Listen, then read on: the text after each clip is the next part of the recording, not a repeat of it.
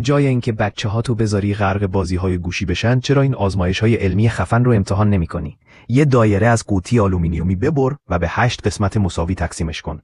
هر پره رو کمی خم کن تا شبیه پروانه بشه. یه مداد از وسط فرو کن، زیر شمع روشن کن. می‌بینی که چرخه گرمایی مدام میچرخه. 6 تا خلال دندان رو نصف کن تا شکل 7 بشه. اونا رو با سرهای تیز به سمت مرکز دور یه بشقاب بچین. چند قطره آب وسط بریز. خلال دندونا خودشون بسته میشن و ستاره 6 پر درست میکنن. این به خاطر کشش سطحی آبه. یه تکه کاغذ رو لوله کن و یه طرفشو بپیچون. با انبر آویزونش کن و بالاشو آتیش بزن. میبینی دود سفید بالا نمیره. برعکس مثل مایعی میریزه پایین. چند تا چسب روی یه بادکنک پر از آب بچسبون. با قیچی یه سوراخ توی وسط بدون چسب بزن. بادکنک فوراً نمیترکه. در عوض یه ستون آب منجمد شبه‌ای درست میشه که انگار بی حرکت مونده. این هم پدیده‌ای به اسم جریان لامینار در سیالات. وقتی نارنگی میخوری، پوستشو مستقیم روی شعله شمع فشار بده. میبینی روغنهای داخل پوست یه فوران آتیشی درست میکنن. یه لیوان گرد بذار جلوی 2 تا پیکان که هر دو به یک سمت اشاره دارن.